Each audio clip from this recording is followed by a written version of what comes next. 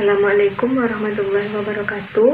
Pertama-tama marilah kita panjatkan puji syukur kepada Allah Subhanahu wa taala karena telah memberikan rahmat, kesehatan dan keselamatannya. Baiklah, kami dari kelompok 2. Perkenalkan, nama saya Tira Afriani sebagai ketua kelompok, dan adapun anggota kelompok saya yaitu Muhammad Nur Al-Maududi, Rahma Putri dan Hafizah.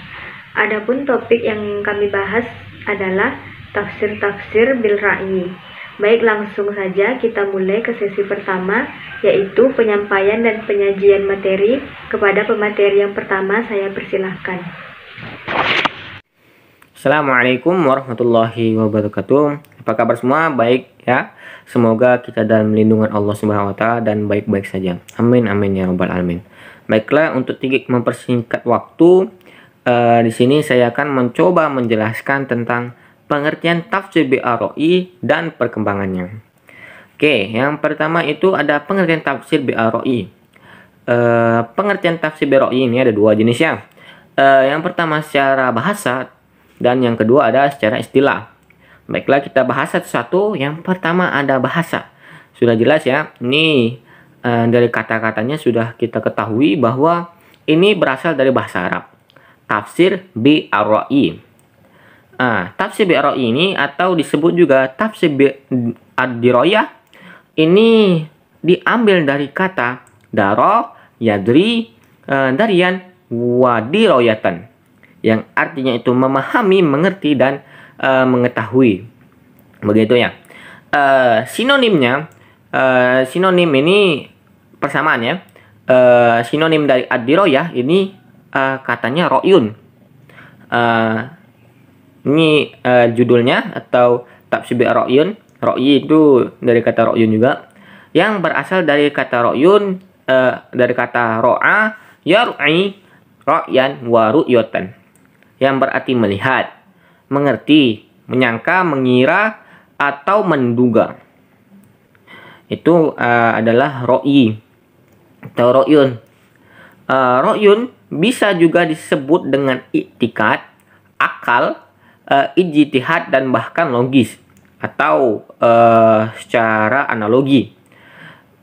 Itulah sebabnya mengapa tafsir ad-diroyah dinamakan dengan tafsir. Jadi di sini ada banyak ya namanya. Ada 4 di sini saya dapatkan. Ada 4. Yang pertama ada tafsir ad-diroyah, tafsir BA-ROI, tafsir bil al-ma'qul, dan yang terakhir itu tafsir bil al-ijtihad. Menurut Syekh Muhammad Ali As-Sobuni dalam kitab karangannya, yang dimaksud atau diharapkan dari ar-ROI adalah ijtihad. Mungkin kawan-kawan ingin bertanya apa itu ijtihad? Ijtihad itu menurut saya ya bersungguh-sungguh dalam usaha itu. Jadi yang diperlukan dari ar-ROI ini adalah sungguh-sungguh, usaha yang sungguh-sungguh. Tafsir BA-ROI dimaksudkan juga adalah, ini secara istilahnya ya, tadi bahasa, sekarang istilah. Tafsir BA-ROI adalah penafsiran Al-Quran yang dilakukan dengan ijtihad mufassir setelah mengenali lebih dahulu dan segi-segi argumentasinya yang dibantu dengan menggunakan syair-syair serta mempertimbangkan sebab nuzul dan lain-lain sarana yang dibutuhkan untuk mufasir. Mufasir ini adalah orang yang menafsirkan ya. Jadi mufasir ini ijtihad, dia sungguh-sungguh melakukan usaha ini dengan mengenali lebih dahulu. Jadi untuk memahami sesuatu kita harus kenal lebih dahulu. Ada pepatah bilang tak kenal maka tak sayang. Ya begitu ya. Jadi untuk sayang itu harus mengenali lebih dahulu. Sayang itu bukan berarti kita itu tidak memahami atau tidak mengerti seseorang. Misal nih, saya ingin memahami seorang cewek bernama B misalnya. Nah, saya itu harus mengenalinya lebih dahulu. Untuk memahaminya harus mengenalinya lebih dahulu. Sudah memahaminya, nanti tentu ada namanya. Oke, lanjut ya. Dan tidak mengenalnya tidak hanya mengenalinya saja. Jadi ada mengenalinya ini tafsir Bira'i ini mengenalinya itu dari bahasa Arab, dari berbagai aspek. Oke, ini yang perlu diketahui ya, bahwa tafsir Bira'i itu mengenali bahasa dari berbagai aspeknya. Jadi ada aspek-aspeknya banyak ya, tidak hanya satu saja, serta mengenali lafal Arab itu dan segi-segi argumentasi yang dibantu dengan menggunakan syair-syair yang dilakukan syair-syair Arab ya tentunya, dan mempertimbangkan asbabun nuzulnya. Jadi misalnya ada suatu ayat gitu ya, tidak diketahui maknanya dan ingin ditafsirkan oleh mufasir begitu ya, asbabun nuzulnya itu dapat dipertimbangkan untuk mendapatkan tafsirannya. Intinya yang dimaksud dengan tafsir Bira'i adalah menafsirkan Al-Quran dengan lebih mengutamakan pendekatan kebahasaan dari berbagai segi yang luas. Namun ada juga yang mengistilahkan tafsir Bira'i itu atau disebut juga tafsir Al-Ma'qul nama lainnya. Yang tafsir Al-Ma'qul ini berorientasi kepada ilmiah, kepada analogi atau pikiran akli rasional dengan pendekatan kebahasaan yang menjadi dasar. Jadi bahasa ini jadi dasar, dasar penjelasannya, dan akal sebagai penunjang untuk penafsirannya.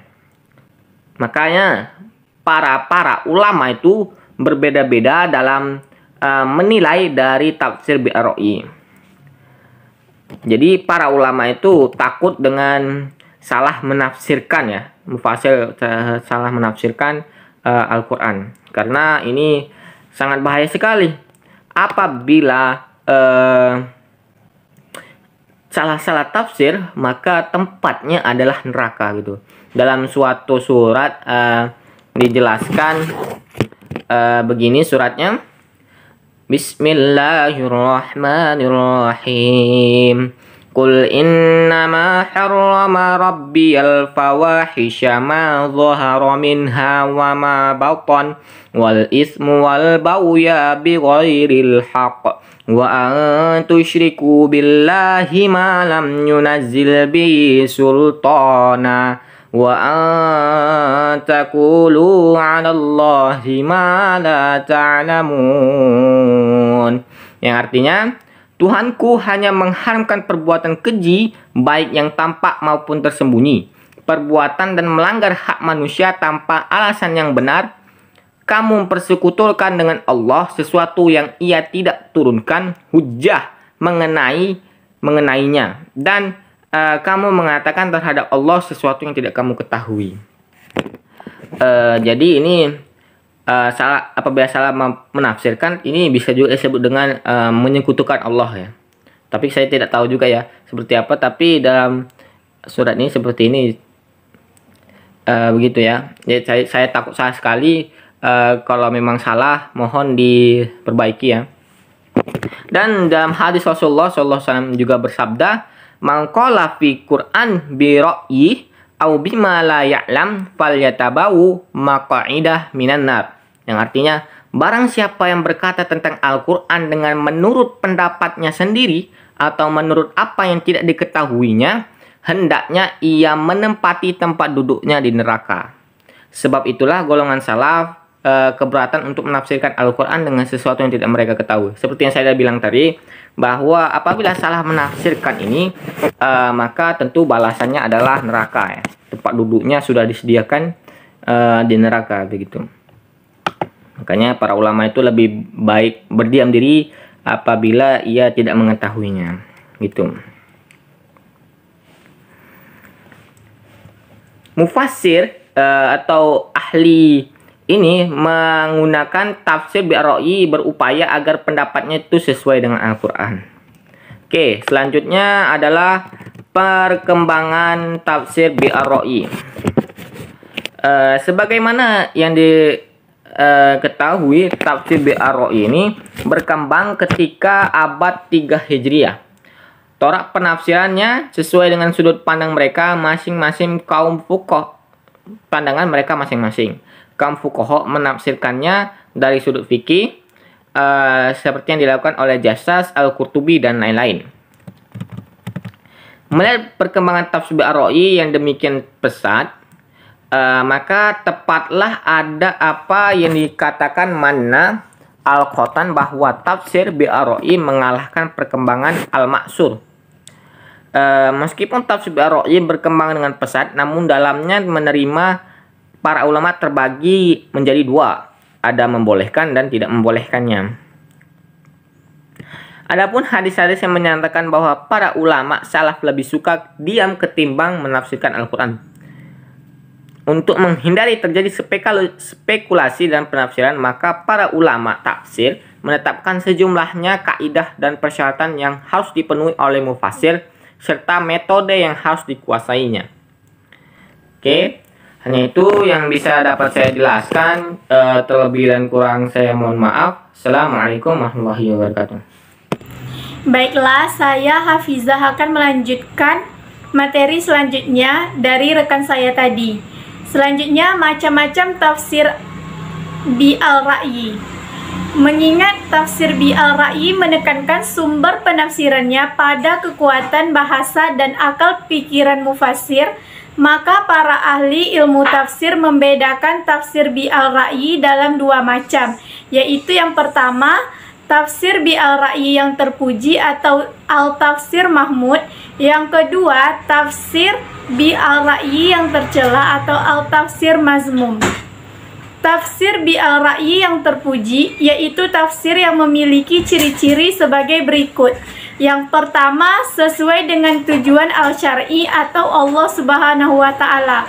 Yang kedua, jauh atau terhindar dari kesesatan. Yang ketiga, dibangun atas dasar kaidah-kaidah kebahasaan bahasa Arab yang tepat dengan mempraktekkan gaya bahasa uslubnya dalam memahami nas Al-Quran. Yang keempat, tidak mengabaikan, memperhatikan kaidah-kaidah penafsiran yang sangat penting seperti memperhatikan asbabun nuzul, ilmu munasabah, dan lain-lain saran yang dibutuhkan oleh mufassir. Tafsir Bi'ar-Ra'i seperti inilah yang tergolong tafsir yang baik lagi terpuji dan layak digunakan. Juga sering dijuluki dengan Al-Tafsir Masyri' atau Al-Tafsir Masyru', tafsir yang disyariatkan. Adapun tafsir Bi'ar-Ra'i yang tercela yaitu tafsir Bi'ar-Ra'i yang ciri-ciri penafsirannya sebagai berikut.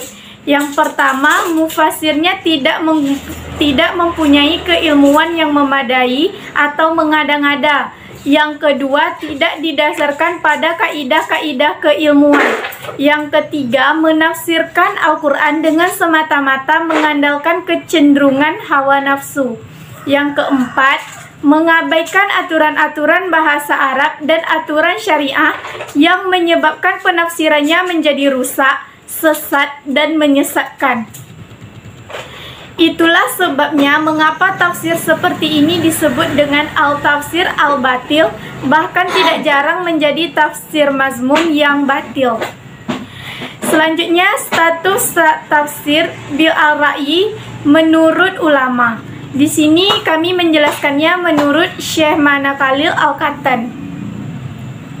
Menafsirkan Quran dengan ra'yu dan ijtihad semata tanpa ada dasar yang sahih adalah haram, tidak boleh dilakukan.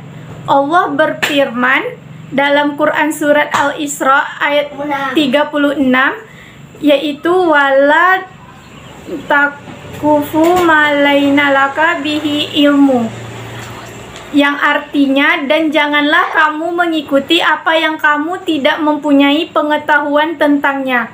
Rasulullah bersabda, barang siapa berkata tentang Quran menurut pendapatnya sendiri atau menurut apa yang tidak diketahuinya, hendaklah ia menempati tempat duduknya di dalam neraka. Dalam redaksi lain dinyatakan, barang siapa berkata tentang Quran dengan rakyunya, walaupun ternyata benar, ia telah melakukan kesalahan. Oleh karena itu, golongan salaf berkeberatan, enggan untuk menafsirkan Quran dengan sesuatu yang tidak mereka ketahui. Dari Yahya bin Sa'id diriwayatkan dari Sa'id bin Al-Musayyalu, apabila ia ditanya tentang tafsir sesuatu ayat Quran, maka ia menjawab, kami tidak akan mengatakan sesuatu pun tentang Quran. Abu Ubaid Al-Qasim bin Salam meriwayatkan, Abu Bakar Siddiq pernah ditanya tentang maksud kata al-ab dalam firman Allah wa fakihatun wa abban, dan ia menjawab, langit manakah yang akan menaungiku dan bumi manakah yang akan menyanggaku jika aku mengatakan tentang kalamullah sesuatu yang tidak aku ketahui. Selanjutnya akan dijelaskan oleh rekan saya. Baik, Assalamualaikum warahmatullahi wabarakatuh. Hai, perkenalkan nama saya Rahma Putri dari kelompok 2. Nah, pada kesempatan kali ini saya akan menyebutkan beberapa contoh dari kitab-kitab tafsir Al-Bira'i ya. Langsung saja, ini dia yang pertama, kitab tafsir Al-Kabir Mafatihul Ghaib atau kitab kunci-kunci kegaiban. Selanjutnya yang kedua, ini dia, yakni kitab tafsir Al-Jalalain atau kitab tafsir dua orang jalal. Nanti saya akan jelaskan mengapa kitab itu disebut dengan demikian.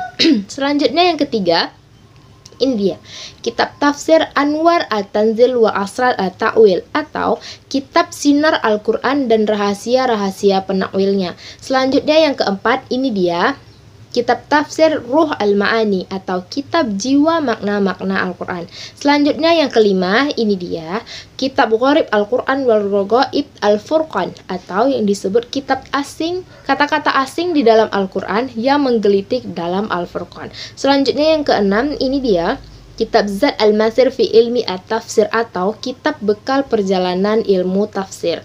Selanjutnya yang ketujuh, kitab tafsir Irsyad Al-Aqli As-Salim ila Mazaya Al-Quran Al-Karim atau kitab petunjuk akal yang selamat menuju kepada keistimewaan Al-Quran yang mulia.